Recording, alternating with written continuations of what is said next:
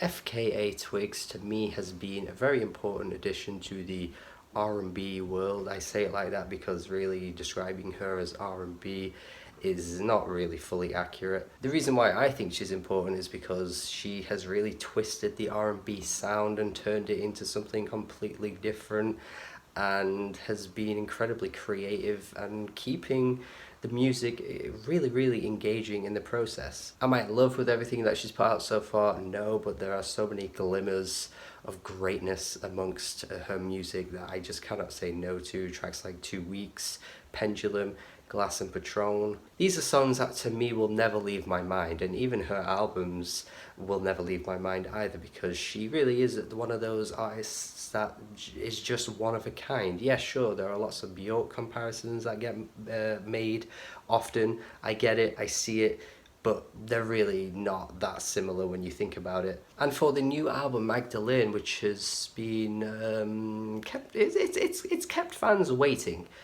seems to be a point where Twigs has been hurt. She is fucking soul crushed on this album. It is sad to see. Lyrically, this album is very poignant. I think you'd be crazy to say that, you know, LP1 was lyrically better than this, or even the EP Melissa. Like, if you said that, I'd just look at you and go, what? What? What? Until I'd actually sat down and read the lyrics to this album, I actually hadn't really developed an opinion, because I was trying to take it all in and I wasn't entirely sure how I felt. And reading the lyrics, honestly, has kind of opened my eyes quite a bit to FK Twigs' emotions and her pain. Right from the intro track, Thousand Eyes, you are sucked into Twigs's lyrics. I mean, you're kind of forced to, because she repeats the lines frequently across the track, so the point really does get hammered into your brain. The way she repeats the line, "If I walk out the door, this will be our last goodbye," and that other lyric too, which I think is really quite heavy, where she says she'll be left cold without those eyes. I could potentially be stepping out of my element here a little bit, but I'm going to attempt to explain what I mean with this, because I think this lyric holds a lot of power to a woman more than a man would realize. Obviously, as a straight man, I can't speak for what I know women think, straight women think or whatever. Like, I'm not going to act like I do know that, but based on what I've heard generally is that, like, the look a man can give a woman can be very powerful to women. I don't think men quite realize that. I don't mean like a hey kind of look. I mean just a general, like, love look. It's kind of like how you can touch someone in an affectionate way and it can be really endearing. It's that kind of same thing with that eye contact. It can have so much more power than you realize, I think. Think of it this way: if you've seen the film Before Sunrise and Selena Jesse are sat down in that restaurant and they're doing that fake phone call, and Celine is talking to her friend when she's not really on the phone at all, saying how she likes the way she feels his eyes on her when she's not looking.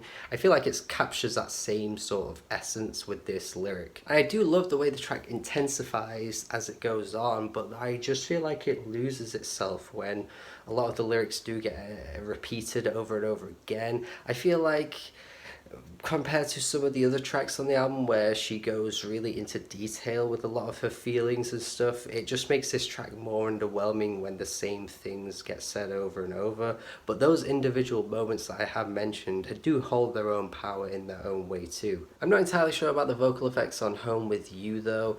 It kind of works in a weird way, but then it also feels a bit out of place to me. I'm not entirely sure if I dig it. Midway through the song as well, like, these sparks start to, like, fire up a little bit in the production, and then it sort of fizzles away, which kind of reminds me of the first track where it starts to intensify and then it loses that intensity. They're the moments where I want the tracks to kind of burst into life, but unfortunately they don't really for me. But again, lyrically, there's so much to take from this track, with the lines such as, "I didn't know you were lonely, if you'd have just told me I'd be home with you," which is incredibly beautiful in its own way. The idea that she'd be willing to pour her life into this person is just painfully beautiful when you know that that person doesn't really provide that same amount of love for her. And then the other lyric on the album, which really is revealing for the album on the whole, is but I'd save a life if I thought it belonged to you. Mary Magdalene would never let her loved ones down. Mary Magdalene being the character in the biblical world who devoted a lot of her time to Jesus. She was pretty much there through everything. She was there at his resurrection, she was there when he was crucified. And I like the way that she views Magdalene as someone that's similar to herself, someone that she can relate to, and she gets those same feelings of devotion that she did in her own life. The track Mary Magdalene goes into a bit more detail with that, where she says how Mary Magdalene was a creature of desire. She was also considered a bit of a whore in the biblical stories, whatever that could potentially even mean, I don't know. But the track is playing to this idea of how powerful she is as her own individual woman, while also having that massive amounts of desire for this person. She's framing it in a way that showcases that she's not necessarily weaker for having this desire for this person, because you know, as humans, we all love and need to be loved, so why would that make her weaker? And I think that juxtaposition with the character of Mary Magdalene is really quite clever. And you get that same amount of passion of pouring her love into someone else on a track like Sad Day, with lines like, I can imagine a world where I have my arms embraced around you, which again just showcases the amount of power that she is being overcome by just because of this person. But it's incredibly relatable as well for anyone who has been in that same position. Like, you can be hurt by someone, or you know that you can't be with them, but you still want to just hold them. It's a very weird feeling. It's kind of indescribable, honestly. But that's what I like about Twigs on this album. She's describing things in a way that comes across sometimes as very simple, very ordinary, but yet it actually holds more weight to it than you realize. Mirrored Heart for me might have some of the best writing from any individual artist of the entire year, I think. This idea that she'll still be fighting even though she'll have them on her mind the whole time. And then that jealous, sort of selfish aspect of going through a breakup where you see people in relationships and all you can think of is, but the way she words it, man, the way she words it, for the lovers who found a mirrored heart, just reminds me I'm without you. Like, fuck. Mirrored heart, man. Mirrored heart, like, that line just reminds you that in her story, that mirror is just completely cracked and smashed and into pieces. It's such a poignant lyric for me. I do like the way she just structures the lyrics on the track Daybed as well. I think this one, again, is just her going through a lot of feelings of, like, perhaps a depression or a depressive state. But in terms of production on this album, I think I am hitting a bit of a wall, because I've mentioned a few critiques already, but I have tried my best to be as positive as I can, because this is a generally somewhat positive review, but I can't shake away tracks like Holy Terrain. I don't really dig the beat at all. I feel like the track just feels incredibly hollow.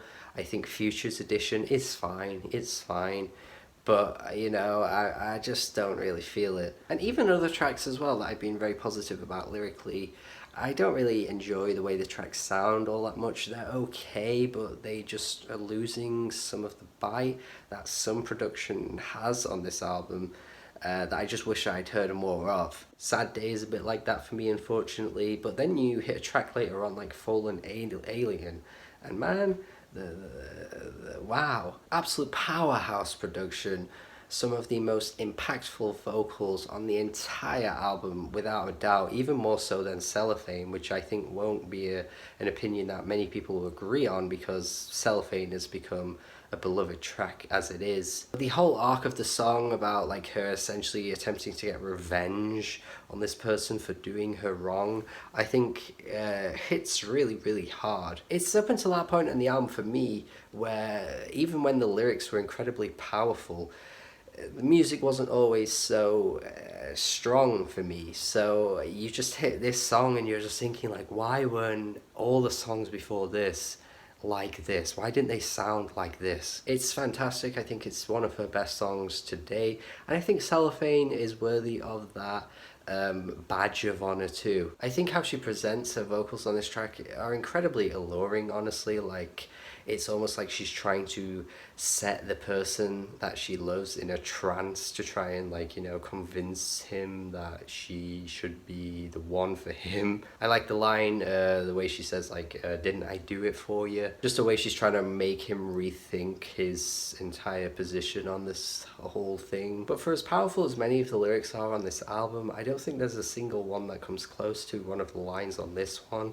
which is where she says, when you're gone, I have no one to tell. It's just a rush of so many different feelings, you know, fear, loss, just heartbreak. I think that one line has so much in it. For anyone that's been through a breakup, you'll know that, like, when that person's not there anymore, you're just like, who do I tell? Like, who do I tell these random little things about my day to? Who, when you're gone, like, you're not there to tell.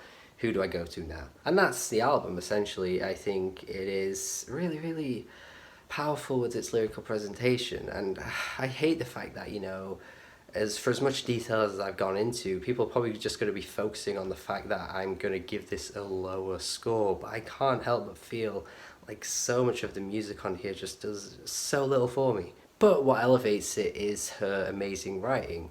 But if you just paired that with the music, which could have been as strong, which to me it just isn't, then we would have had an album of the year contender, but it ends up just leveling off to like a 6 out of 10. That's why I went into as much detail as I could, because I found so much in the album to take away from it that I couldn't possibly just say, yeah, it's okay, it's decent, 6 out of 10, because that would just do this album a complete disservice. If anything, it's more of a me problem, because I just struggle with tracks like Holy Terrain. The length of the opening track drags for me. Sad Day I mentioned as well.